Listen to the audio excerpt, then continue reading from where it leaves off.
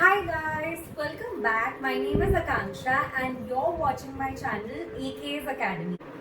अगर आपको मेरे चैनल पे सभी वीडियोस अच्छे लग रहे हैं या कोई आपको वैल्यूएबल कंटेंट मिल रहा है या आपको जिस यहाँ पे आके अच्छा लगता है अकाउंट्स पढ़ना, तो please do subscribe to my channel and also do not forget to hit the bell icon so that you are notified for a video every time I upload one. जैसा कि आपको पता है कि हम लोग अकाउंटिंग कॉन्सेप्ट्स एंड कन्वेंशंस कर रहे हैं, आज हमारा उसका लास्ट लेसन है। किसका? अकाउंटिंग कॉन्सेप्ट्स का। कन्वेंशंस हम लोग अभी भी करने वाले हैं नेक्स्ट क्लास ऑनवर्ड्स। सो कॉन्सेप्ट्स में हमारा जो लास्ट कॉन्सेप्ट बाकी है वो है matching concept. So let's begin with matching concept. Now matching concept का होल एंड सोल पर्पस क्या है? द पर्पस है कि आप करेक्ट कैलकुलेशन कर सके अपनी नेट इनकम की, या फिर मैं ये भी बोल सकती हूँ कि आप अपना ट्रू प्रॉफिटेबिलिटी ढूंढ सके एक पर्टिकुलर ईयर का।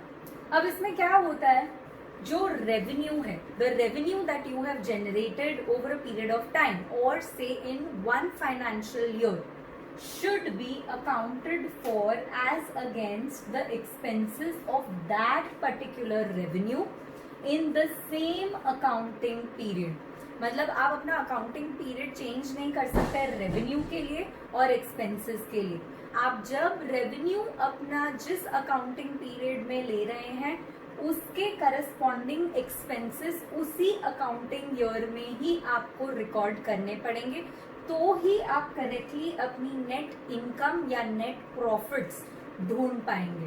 And that is the whole concept about matching concept. Now इसके कुछ एग्जाम्पल्स देख लेते हैं ताकि ये कॉन्सेप्ट आपके पास अच्छे से क्लियर हो जाए।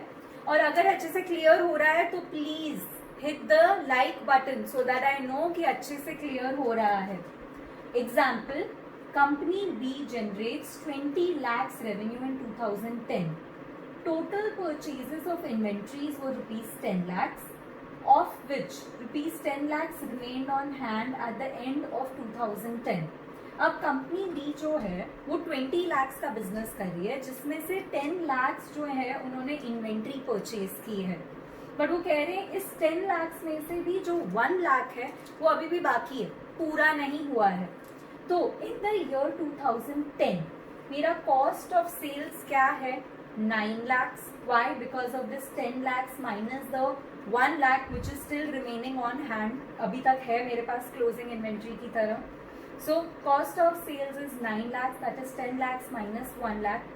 Companies gross profit is equal to 20 lakhs minus this cost of sales which is 9 lakhs, that is 11 lakhs.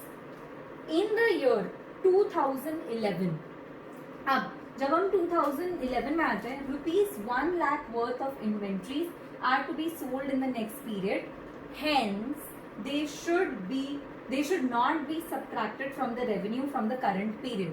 अब इसका क्या मतलब हुआ? क्योंकि मैंने ये 1 लाख उसी ईयर में सेल नहीं किया, इसीलिए मैं उसको उस ईयर में नहीं इंक्लूड कर रही हूँ, माइनस कर रही हूँ। जिस ईयर में उसको मैं सेल करूंगी मैं उसको उसी अकाउंटिंग पीरियड में ही अकाउंट फॉर करूंगी। तो बेसिक मतलब इस पूरे एग्जाम्पल का क्या निकला? आप जो जिस अकाउंटिंग पीरियड में कर रहे हैं उसी अकाउंटिंग पीरियड में रिकॉर्ड करें, उसको आगे के या पीछे के अकाउंटिंग पीरियड में मत लेके जाइए, क्योंकि उससे क्या होगा, आपके calculation of profits and income में गड़बड़ हो जाएगी। So this is 2010, this is 2011। 2011 में हम बाकी का मटेरियल सेल ऑफ करेंगे तो हम उसको उसमें ही कंसिडर करेंगे। इस ईयर में जो हमने किया उसको हमने ऐसे कंसिडर किया है। ओके, अब हमारे पास सिमिलर टाइप का ही क्वेश्चन है। Company B generates rupees 20 lakhs revenue in 2010. Company B generates 5 lakhs revenue in 2011. Total purchases of the inventories rupees 10 lakhs in 2010. Out of which 1 lakh remained on hand at the end of 2010, sold in 2011. अब हमने उसको slightly change कर दिया है ताकि हम ये check कर सकें कि आपको मैचिंग कॉन्सेप्ट समझ में आ रहा है कि नहीं। अगर आपको समझ में आ गया है तो लाइक बटन जरूर दबा देना। सो ईयर 2010 में क्या होगा, मेरा कॉस्ट ऑफ सेल्स हो जाएगा कितना, मेरे परचेजेस थे 10 lakhs और उसमें से 1 lakh जो मैंने नहीं सेल किया तो मैं नहीं लूंगी, 10 minus 1 which is equal to 9. Company's gross profit is going to be total sales जो कि 20 lakhs माइनस जो टोटल परचेजेस हुए that is 9 lakhs which is going to give us 11 lakhs gross profit. अब हम आते हैं 2011 में, मेरा cost of sales is 1 lakh. क्यों? क्योंकि 1 lakh मैं पहले से लेके आई हूँ जिसको मैंने अभी तक नहीं सेल किया था, अब सेल कर दिया है 2011 में. एंड मेरे जो कंपनी की सेल्स हुई है that is 5 lakhs. So my cost of sales is 1 lakh and my gross profit will be 5 lakhs minus this 1 lakh which is 4 lakhs. अब ये जो मैंने अकाउंट फॉर किया है ये ट्रू वैल्यू देगा मुझे 2011 के एज वेल एज 10 के लिए. अगर मैं मैचिंग कॉन्सेप्ट नहीं फॉलो करती तो मैं 1 lakh यहीं से ही माइनस कर देती तो मुझे यहाँ पे भी गड़बड़ आता ग्रॉस प्रॉफिट में और यहाँ पे भी गड़बड़ आता ग्रॉस प्रॉफिट में. तो इसीलिए matching concept is really important. Take the revenues as well as the expenses in the same accounting year in which they are incurred or sold. Next one, example, salary for March 2016, rupees 15,000, that is for the year 15-16, is paid in April 2017, that is the year 16-17. ये अक्सर होता है, काफ़ी सारे जो corporates होते हैं वो अपनी सैलरीज नेक्स्ट मंथ के 15th तक देते हैं. तो इन दैट केस 15-16 की जो सैलरी है मार्च 2016 की, it will be treated as an expense for the year for 15-16 because वो उससे रिलेटेड सैलरी है, वो वाले मंथ से रिलेटेड सैलरी है जो कि 15-16 वाले ईयर में फॉल करता है. बट क्योंकि वो अप्रैल में पे की गई है उसका मतलब ये नहीं है कि मैं उसको अप्रैल में कंसिडर करूंगी क्योंकि अप्रैल में नया साल शुरू हो जाता है.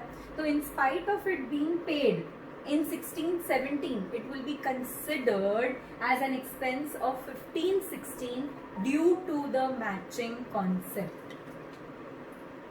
Okay, example, a hospital pays $20 per month to 5 of its doctors.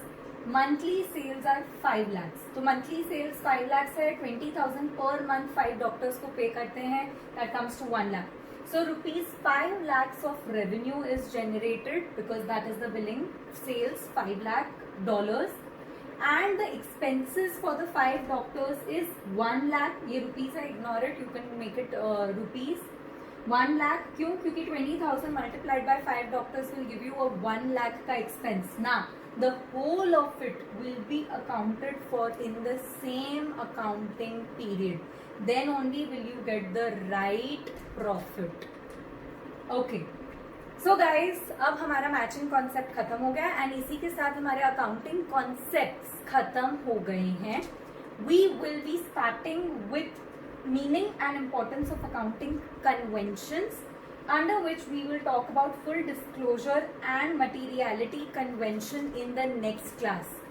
If you're liking this video, जैसा कि मैंने आपको बोला, do not forget to like, share and subscribe to my channel and please bell icon दबा देना so that you're notified for a video every time I upload one. You can also follow me for any material, for any live sessions on my Instagram as well as my Facebook account, which is AK's Academy _by Akanksha.